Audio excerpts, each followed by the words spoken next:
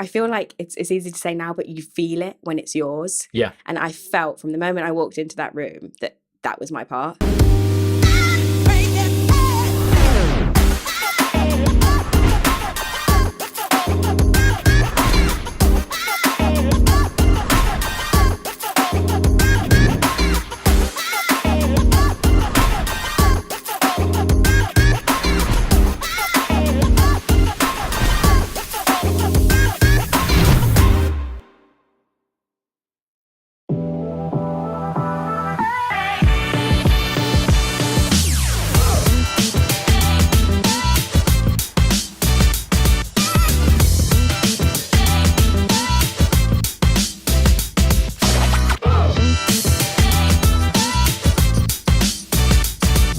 Welcome everybody to episode 54 of Watch Ross, the one that took years and years to film. Mr. Rose, you put this kid behind the wheel. There's nothing he can't do. Oh, Petch, just realised, I can't drive, mate.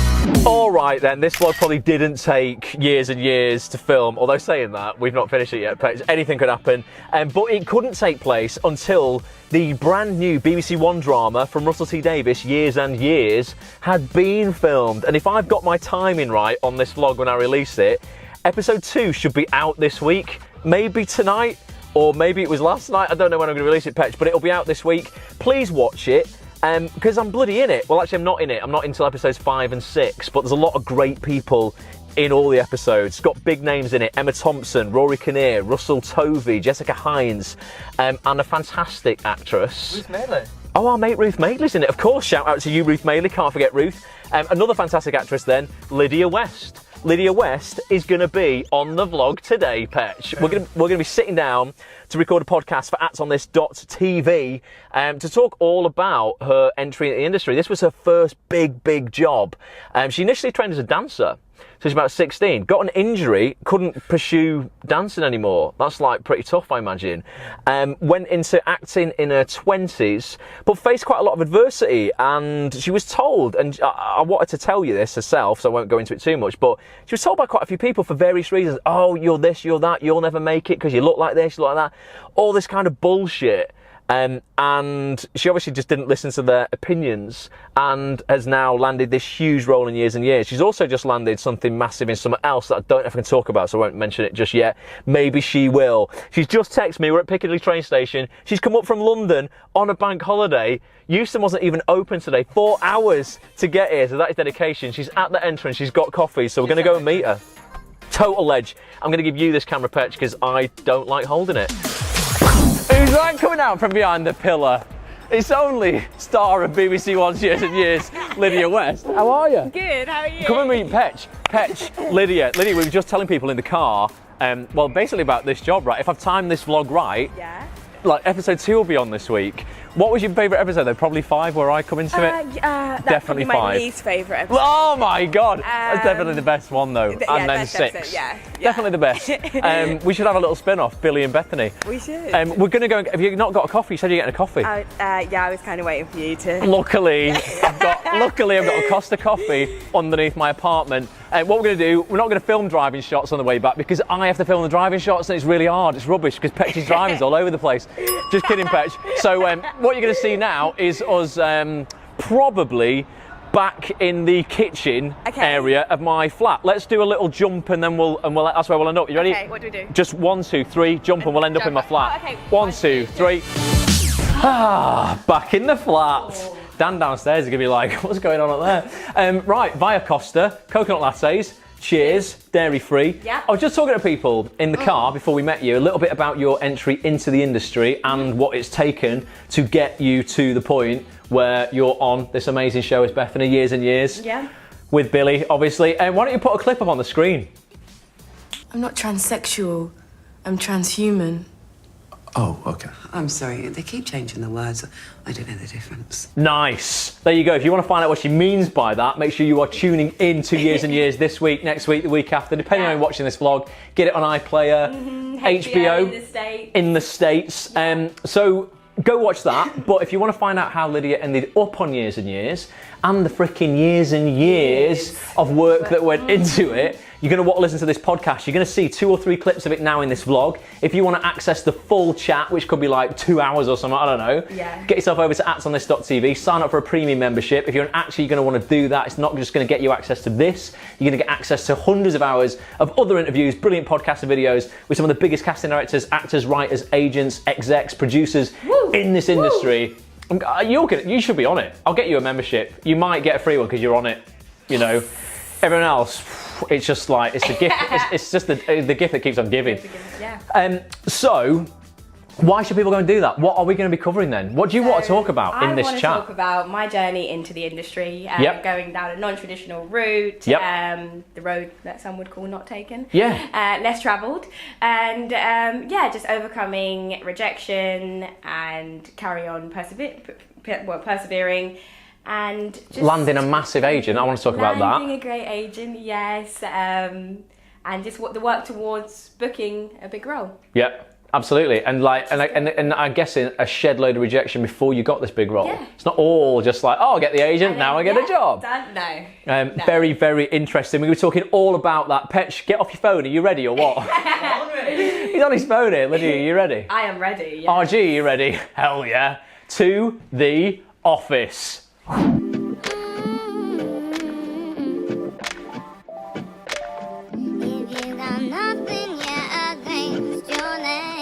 When we were on set, we just had such a good laugh, but you were letting me into, you know, a bit of your story into the industry. Yeah. Quite untraditional routes. You know, you've not done what everyone else has done, faced a bit of adversity, overcome that, opinions and bullshit from other people. Yeah. Are we allowed to swear? Oh, yeah. we can swear galore. They're keeping it real. So I was like, I just want to get Lydia on for a chat, and that's what this is going to be. This is a bit of a different podcast. Occasionally I do I term it like a coffee conversation, because Years and Years, the character you played, Bethany, your role in that was like your first big role. Indeed. A bit of a breakout role for you. Yeah. There's not, you know, I can't go and research you online and like do all the research, and you know, very often I'll be engineering questions for these podcasts to get a guest to give me information that I already kind of know, but I just want them to tell it the listeners for the first time. With this is all going to be new because I'm going to be asking you questions. I have no clue what the answers are. Initially, I believe, from what I know of you, acting wasn't your main thing or your main goal in life. It was dancing. You were like passionate about dance, and then fate stepped in and took you out of the game. Just talk about like that, and then how you ended up going down an acting route. Yeah, so I grew up as a dancer. From the age of 7 till about 16. Yeah, I'm just going to move your mic up a little bit. Or come closer. Yeah, there you go. Okay. And I was trained in ballet, tap, jazz, contemporary, lyrical, and commercial dance. Yep. From a very young age, and it was pretty much my life. My sister became a professional dancer. She's 4 years older than me. Oh right. And what she danced like dancing in like big shows and stuff? Yeah, so she went to dance college, and then she did a few dancing jobs once she graduated, and decided to retire early and become a dance teacher. So now, yeah, she's a school teacher. Right. So she teaches kids dance. And it was always kind of my goal to be a dancer. That was kind of what I was passionate about. Yeah. In my dance and performing arts school, we did acting and singing as kind of a second. You look like Whitney Houston today with your hair on. Do. Have you got a voice like Whitney? Absolutely. Excellent. Yeah, we'll get you doing that later on then. Yeah. No, unfortunately not. But I was always kind of passionate about acting, but dance was where my heart was. And then at 16 I had an injury, which was quite terrible. I broke my 5th toe and was no longer able to dance. So at what point did you go, right, I'm gonna have a little dabble back at acting again? And now, I mean, is there a point where you're like, oh, I'm pretty good, I'm gonna maybe pursue this? When did you realise? Or do you always realise? I don't know, because I find it very hard to talk about learning to act because I don't know anything about it. So I feel like I try not to act. Yeah. So I'm always just, whenever I'm acting, and this was always the case, I just put myself in like a given circumstance of how would Lydia act. I'm never like, this is my character. This is it. This is the key, right? This is what I do. So I think a lot of people want to, and I'm not saying, I don't know if there's a right or wrong like way for this. I think your own method of acting and how you get into a role, or how you ultimately perform on set or a stage or whatever, is so personal. It's very different for everybody. But what I tend to do is I go, well, I can only work with me as an instrument in terms of my experiences of life, Ross. Totally. And I try and bring myself to a role, not like the role to me. Exactly. Because then I'm becoming. It might sound to some people like, well, wait, you're not even acting. I'm becoming something that I have no like solid grounding in. It's like, if I can go, right, well, how would Ross react to this? Or, just put myself in that situation, I can perform way more real. And like, that's the best actors for me aren't acting. Exactly. And it's finding that truth, and you can only be truthful with who you are. Yeah. So I feel like that was something that I discovered later. So I'm glad I kind of found it in my 20s, because you kind of know yourself more. You're more open to who you are. So yeah, I was training with this one guy, an acting coach who I still work with. His name's Lee Lomas. Lee Lomas? Yeah. Shout out to you, Lee Lomas. Shout out Lee. And he is all about kind of practical aesthetics, and David Mamet, who is an amazing playwright, and he talks about all about truth of an actor, and there's no such thing as character. So yeah, I don't really know how to act. I just put Lydia in. I'm like, how would Lydia react? How would Lydia speak? And then go into castings, audition. I know we're jumping right ahead now. Yeah.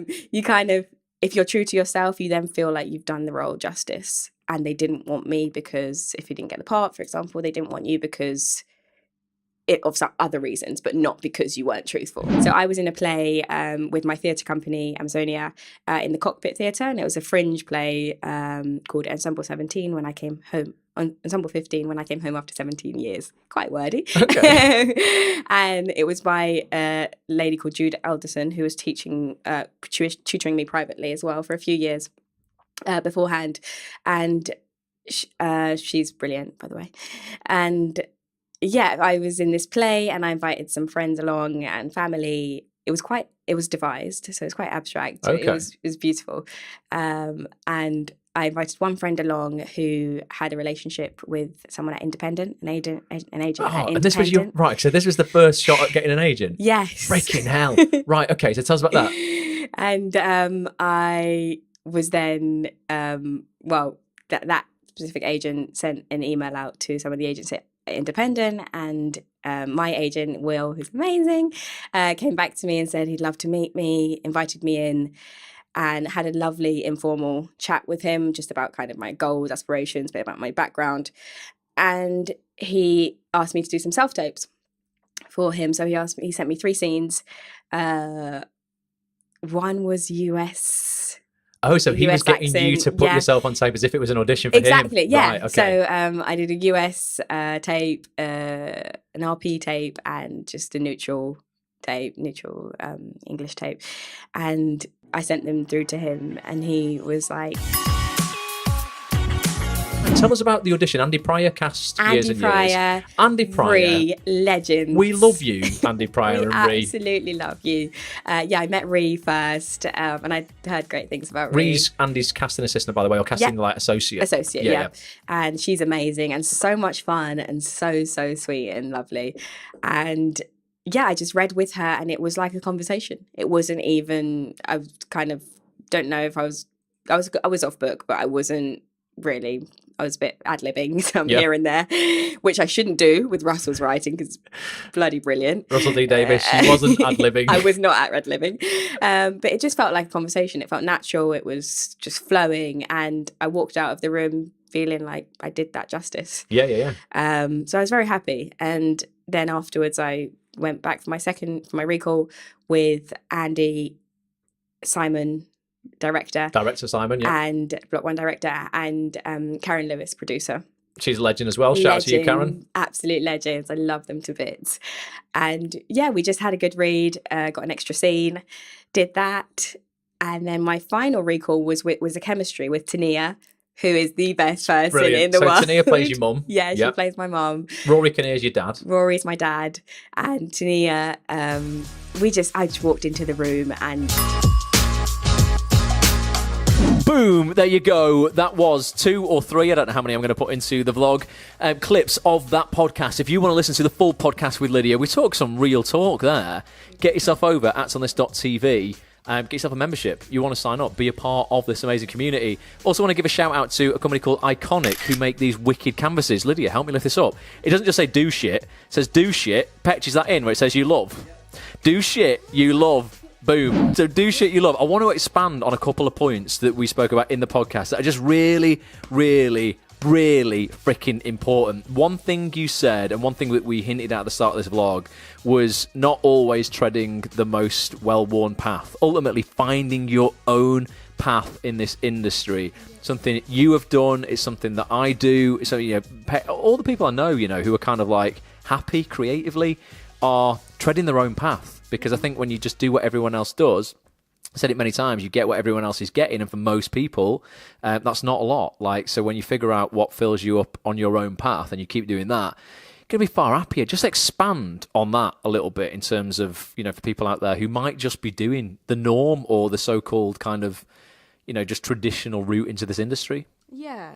Well, I don't think there's necessarily a right or wrong answer. You can go to drama school, one of the best drama schools, and go that way, or you can not. So it's just finding out what works for you. Yep. And just knowing that there's not a designated path that will get you to your desired destination. So there's ways to get there. So what you just need to do is just focus on what works for you, and not try to do things just because that's what you think is the correct way. Because there's no correct way, really and truly. You just got to do what you got to do. And you have to, just trust what you're doing right now. If you haven't gone to drama school, for example, or a traditional drama school, don't dwell on that you haven't got into drama school and that's the only way into the industry. Do other things, do classes, join part-time school, join theatre companies. There's so much other routes and different routes that you can take to get to a destination that you want to be. If that, maybe that's representation, maybe that's doing your first fringe play, maybe that's doing a commercial, or trying to, I don't know, do presenting or public speaking. There's so many ways to get into it that are not the traditional route. So it's kind of just finding a way that works for you. Just talk about opinions. Someone said to you something that I want you to tell people, and how it could have stopped you from really going after what you've achieved. Yeah, so someone told me that I was too large, too fat to kind of make it. And that's maybe the reason why I'm not booking jobs, which is so wrong on so many ways. And yeah, you just have to believe in yourself and believe that you know what's right and wrong for you, and not listen to what other people are saying about you, especially when it comes to your image. Because it's about so much more. Our industry and acting is about so much more than how you look. We're not models, as I mentioned in the podcast. I am. I'm a supermodel. Yeah, other than Ross, most actors aren't models. But there's so much more, and it's more about your kind of who you are, your spirit, acting, and I don't know. Try not to let. And there will always be those people in the industry, in life, that tell you that you're meant to be someone different to who you actually are. So it's kind of just, and that happens in everything, and not just in your career and relationships, your family. You just have to believe in yourself and have the courage to not let that affect you and things like that affect you. And when you're able to do that, you will just be more happy and comfortable. Because if you do change for that person, then it will only lead to resent of that person. And then what about if, for example, I can only talk about myself, but if I did lose weight and then I still didn't book jobs, I would then completely question the whole world. Because then what is it? So yeah, it's just about staying true to yourself, not listening to what people say, because people will throw a lot of shade at you. And yeah, just carrying on, not letting it get you down. Yeah.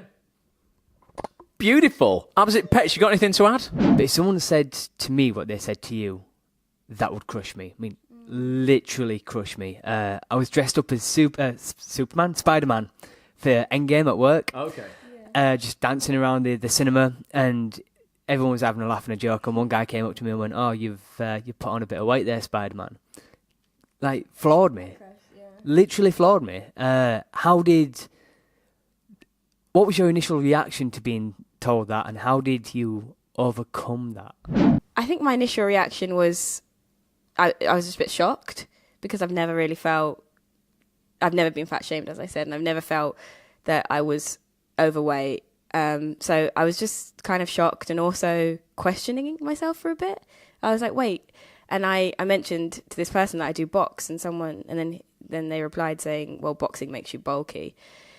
So it was then kind of just, I questioned everything. Like, maybe that is true. And you do, there's always going to be part of you that we're only human, that feels like, oh, well, that could be correct.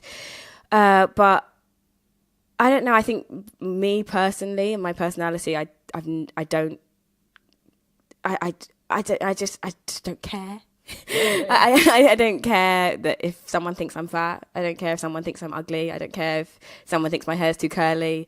Maybe that's something I've developed with age, that confidence. And as a young adult, I'd probably be a lot more hurt by that and maybe change some certain things. But I think it's just important to just know who you are, and if there is something you're unhappy with, you can change it, but that's for you and not for someone else, and what other people say to you doesn't really matter. If there's something you're unhappy with, you can change it because that's what you want to do, but don't let other people's comments affect you, and just don't take it to heart, because usually it comes from a place of them being insecure over you yourself. It's more of a reflection on them than you. Hope that answered it, kind of. Answers the question, Perch? Totally. Ultimately, it's in your control. I just said, mate, I can go to the gym and do what I want with my body. Can't change your face. Maybe that's a bit harsh. But yeah, ultimately you do need to get to the point, like I say, where like you do just quit caring. I think for me it's been with age. I just stop caring what everybody else thinks. So yeah, don't listen to the naysayers, folks. Focus on what you can control. If there is something in your life that you aren't happy with, I completely agree with you. You have control. Stop pointing the finger at him, her, them, for why you aren't where you want to be or why you're not the way you want to be, because like it's nothing to do with them. Start pointing the finger back on yourself and go, if I'm not happy with something in my life, I can do something about it. Because stop giving your power away to other people, you know, and arguing for your limitations in that sense of going, I can't do anything. Yes, you can. Do something about it. So yeah, I hope this has been super inspiring. Thanks so much, guys. Really appreciate that. Social media's up on screen right now.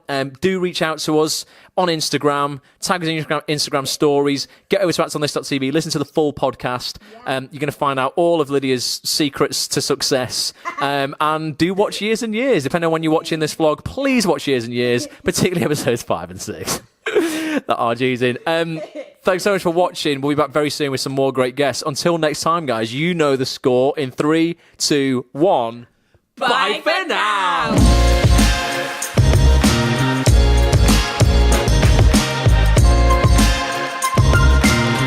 Thank you so much for watching this episode. It really would mean the world to me if you would leave a comment telling me what you enjoyed and what you would like to see more of next time. If you want to catch more episodes, head over to facebook.com/WatchRoss or youtube.com/WatchRoss. Make sure you subscribe and turn your notifications on. I'll be back real soon. Bye for now.